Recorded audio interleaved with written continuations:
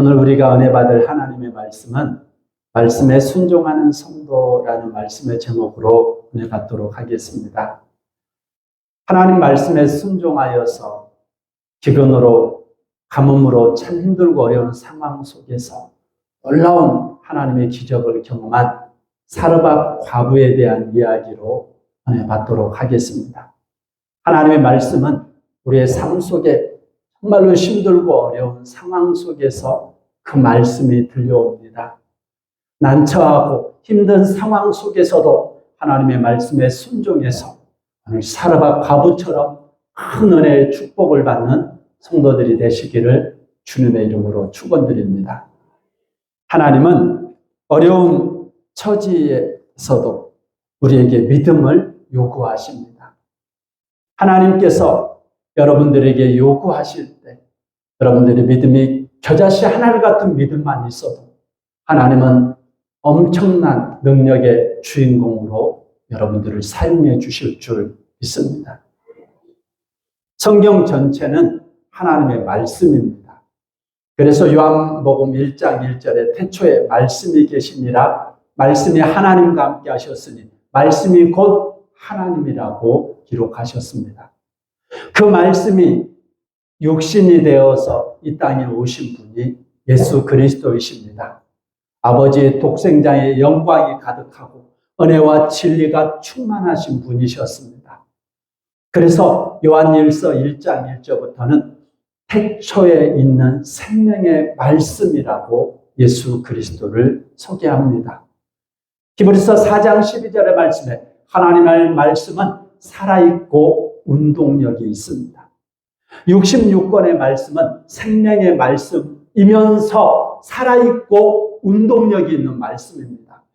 시대를 막론하고 이 말씀을 믿고 순종하며 살아갈 때 하나님께서는 시대마다 위대한 믿음의 선진들을 통하여 기적을 일으켰습니다. 축복을 행하셨습니다. 작은 겨자씨 같은 이 믿음, 하나님의 말씀을 믿는 이 믿음이 여러분의 삶을 변화시키고 여러분들의 상황들을 역전시키시는 생명의 말씀입니다. 2000년이 지나고 지금도 그 말씀 붙들고서 순종할 때 하나님은 여러분들을 놀라운 역사의 주인공으로 사용해 주실 줄 믿습니다. 하나님의 말씀이 선지자 엘리야에게 선포가 됩니다. 우리 본문 9절의 말씀을 볼까요? 시작. 너는 일어나 시돈에 속한 사르밧으로 가서 거기 머물라. 내가 그곳 과부에게 명령하여 내게 음식을 주게 하였느니라. 아멘. 하나님께서는 엘리야 선지자를 시돈 땅 사르밧을 향하여 나아가게 합니다. 때는 바야흐로 이스라엘 아합 왕이 나라를 다스리고 있던 시대였습니다. 우상을 섬기고 하나님 말씀에 불순종하는 아합 왕이 다스리는 그 나라에 극심한 가뭄이 찾아왔습니다.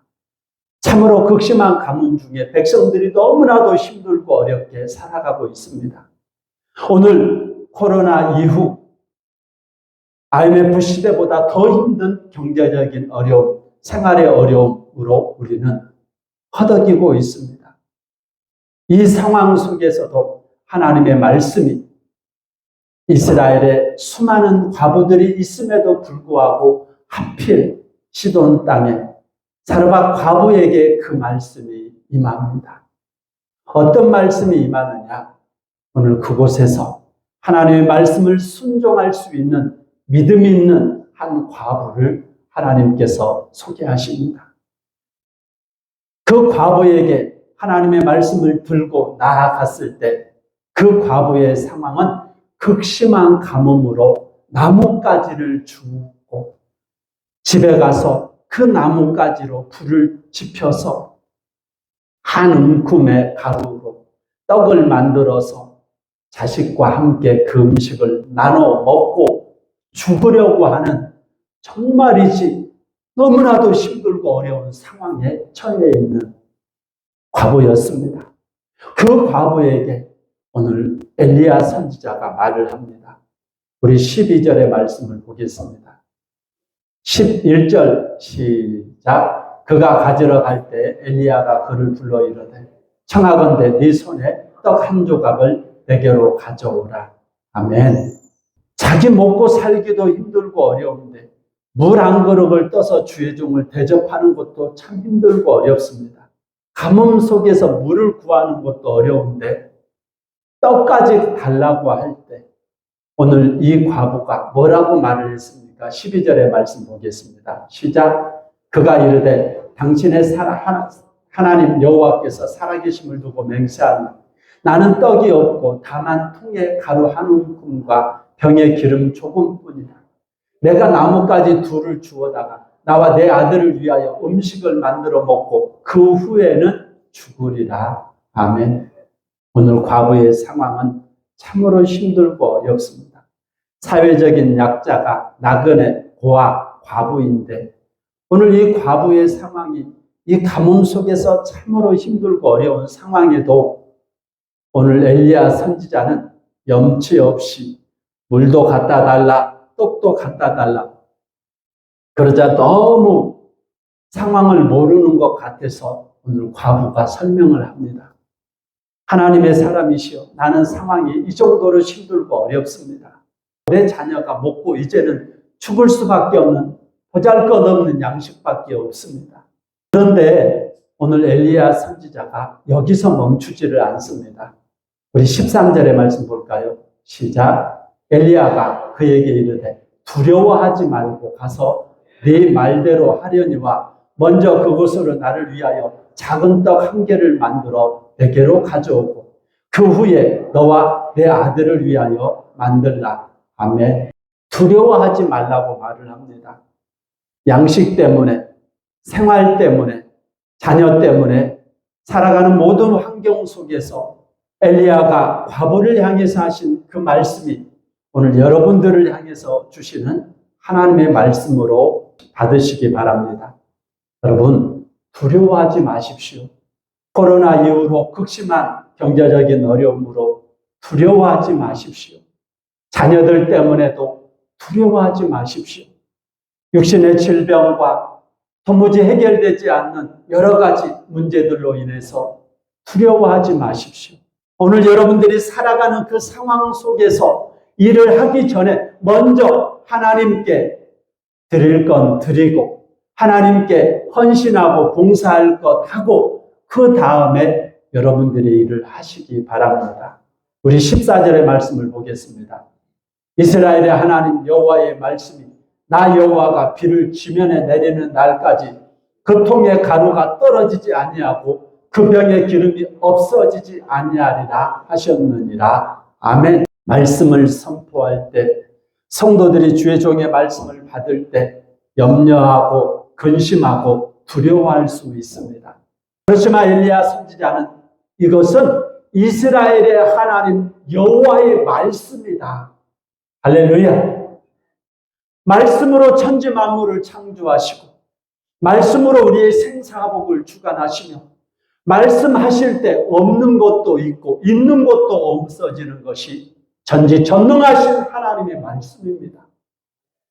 나 살기도 힘들고 어려운데 성경의 말씀에 11조 가져와라, 감사헌금 가져와라, 건축원금도 가져오고 성경금도 가져와라. 도대체 목사님이 너무 상황을 모르시는 것 같다고. 예, 저는 여러분들이 살아가는 세상을 여러분만큼 알지 못합니다. 그렇지만 제가 알고 있는 것은 여러분이 살아가는 세상을 주관하시는 분이 하나님이시라는 것을 저는 알고 있습니다.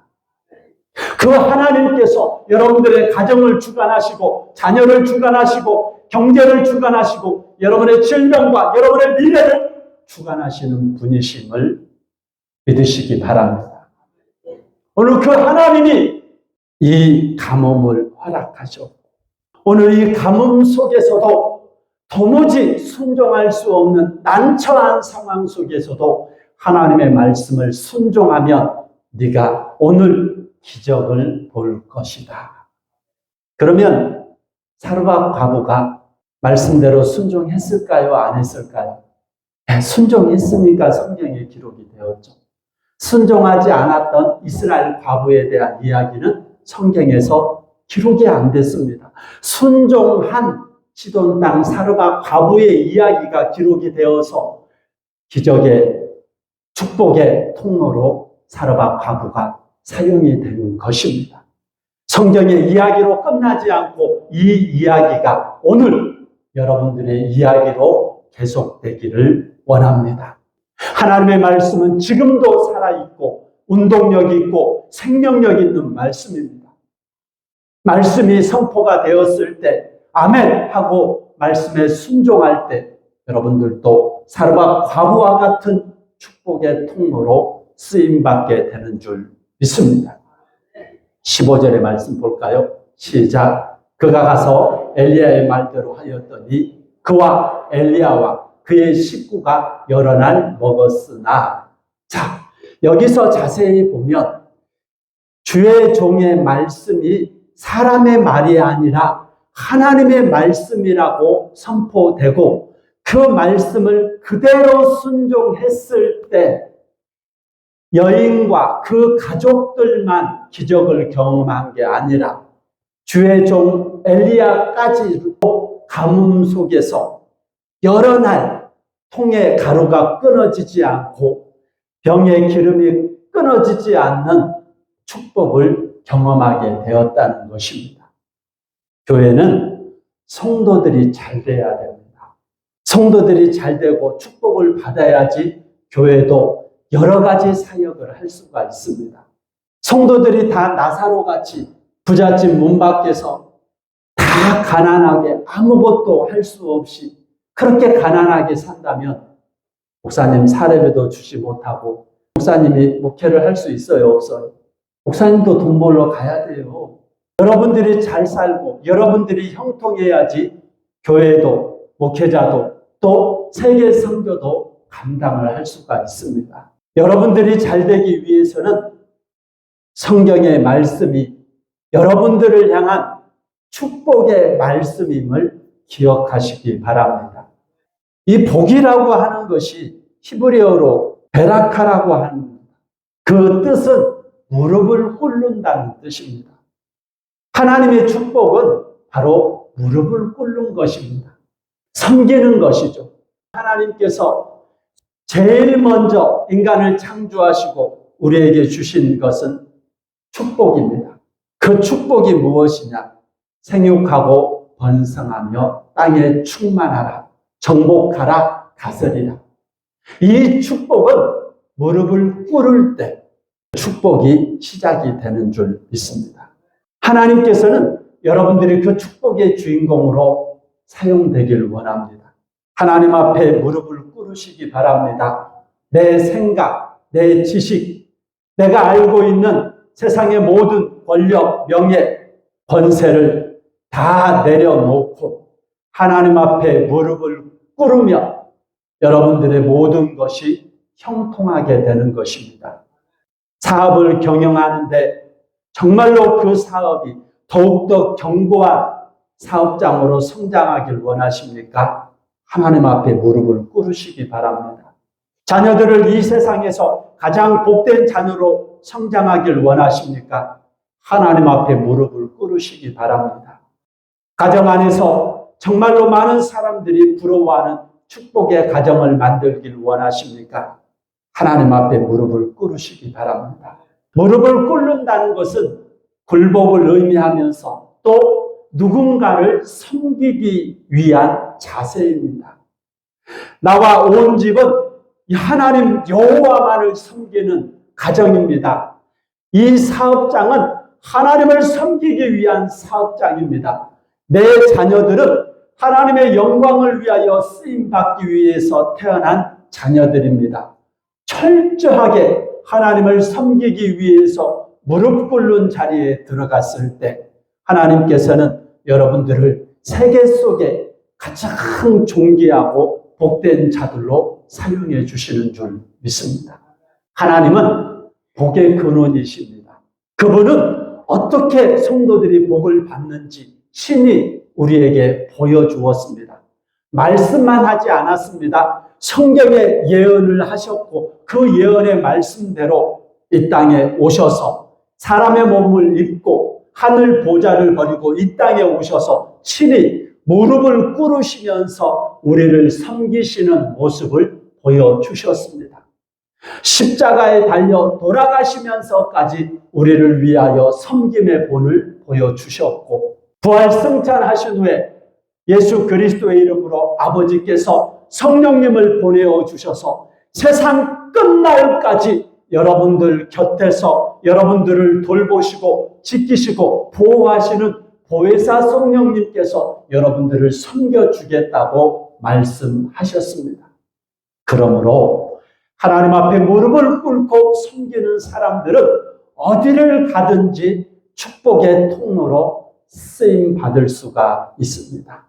가정 안에서 아내가 남편을 섬길 때 무릎을 꿇고 남편을 섬기면 남편이 아내를 함부로 할 수 있어요, 없어요?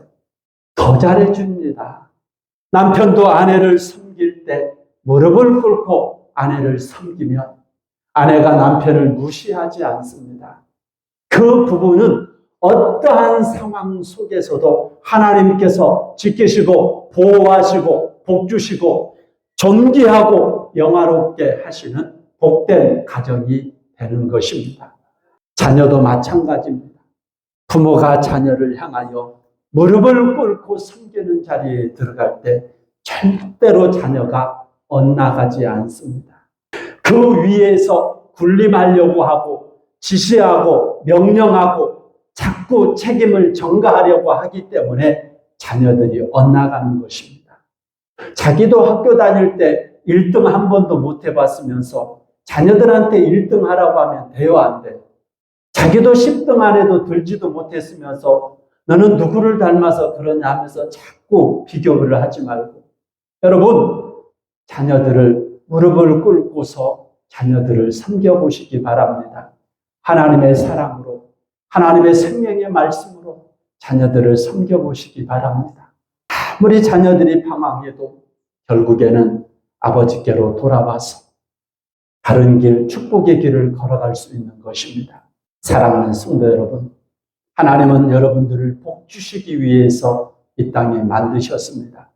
인간을 창조하시고 제일 먼저 하나님께서 하나님의 형상대로 지음받은 사람에게 복을 주셨습니다. 생육하고 번성하고 충만하고 정복하고 다스리라. 오늘 이 놀라운 축복의 주인공으로 살아가기를 원하십니까? 오늘 하나님의 말씀대로 순종하는 성도들이 되시기를 주님의 이름으로 축원드립니다. 우리 16절의 말씀 보겠습니다. 시작. 여호와께서 엘리야를 통하여 하신 말씀같이 통의 가루가 떨어지지 않고 병의 기름이 없어지지 아니하니라. 아멘. 하나님께서 주의 종에게 하신 그 말씀처럼 하나님께서 책임져 주셨다는 것입니다. 자기의 생각, 자기의 상식의 말을 하지 말고 하나님의 말씀을 가지고서 선포하고 그 말씀대로 순종의 삶을 살아갈 때 하나님이 말씀에 책임져 주시고 그 말씀대로 기적의 통로로, 축복의 통로로 여러분들을 써주신다는 약속의 말씀입니다. 힘들고 어려우십니까?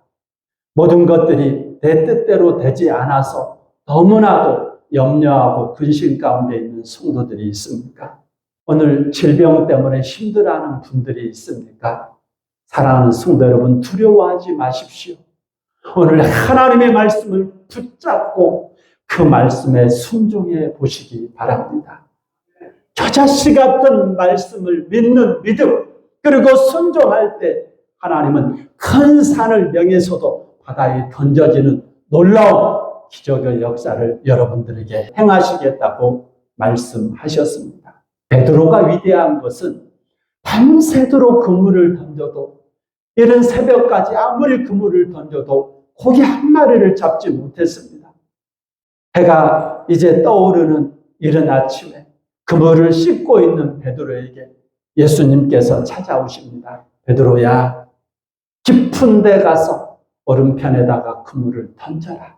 베드로가 짜증이 나고 화도 낼 수도 있었지만 베드로는 이렇게 고백했습니다. 주여, 밤새도록 그물을 던졌지만 고기 한 마리도 못 잡았습니다. 그러나 주의 말씀에 의지하여서 그물을 내리겠습니다. 할렐루야. 하나님께서는 그런 베드로를 성경에 기록하면서 하나님의 말씀, 자기의 노력, 자기의 열심, 자기의 힘대로 다 해봐도 안 될 때 낙심하고 포기하지 않고 주님의 말씀에 의지하여서 그물을 내렸을 때 배 2개에 차고 넘치는 물고기를 잡고 그물이 찢어질 정도로 많은 기적의 주인공으로 물고기를 잡은 그 역사는 2000년 전 베드로에게만 일어난 것이 아니라 오늘 여러분들에게도 생생하게 일어나는 역사라는 것을 기억하시기 바랍니다. 오늘 우리의 삶 속에 여러 가지 상황들을 만날 수 있습니다. 불볕 더위를 만날 수도 있고 또 지구 반대편에서는 폭우로 인해서 많은 사람들이 죽어가고 있습니다. 전쟁과 기근이 곳곳에서 일어나는 지역도 있고 도무지 우리의 힘으로 감당하지 못하는 수많은 일들이 벌어지고 있습니다. 그러나 이 모든 섭리는 하나님의 주권 속에서 진행된다는 것을 믿습니다. 우리는 그 하나님을 믿고 그 하나님이 주시는 그 언약의 말씀을 순종하며 그리 아니하실지라도 그럼에도 불구하고 변함없이 이 사역을 감당할 때 하나님은 어디에 있든지 어떤 상황 속에서도 여러분들을 기적의 통로로 축복의 통로로 사용해 주실 줄 믿습니다. 오늘 이 약속의 말씀을 붙들고 오늘 복음성가 주님 말씀하시면 내가 나아가겠습니다. 믿음으로 고백하며 오늘 우리 함께 이 말씀 붙들고 말씀으로 순종하는 성도들이 될 수 있도록 함께 통성으로 기도하겠습니다.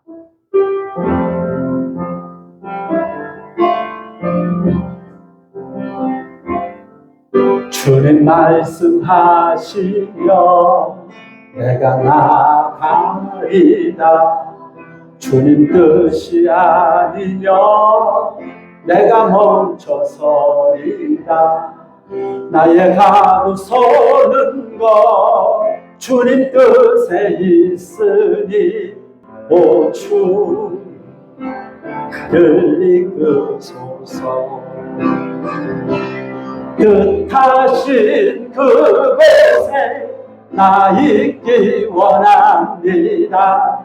이끄시는 대로 순종하며 살리니 연약한 내 영혼 동하여 일하소서.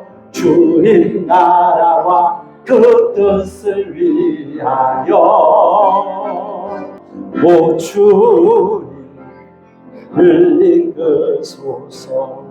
난처한 상황 속에서 황당한 말씀을 들어도 주님의 종의 말씀, 하나님의 말씀이라면 말씀대로 순종하는 성도들이 되기 위하여 우리 함께 통성으로 기도하겠습니다. 주여 주여 주여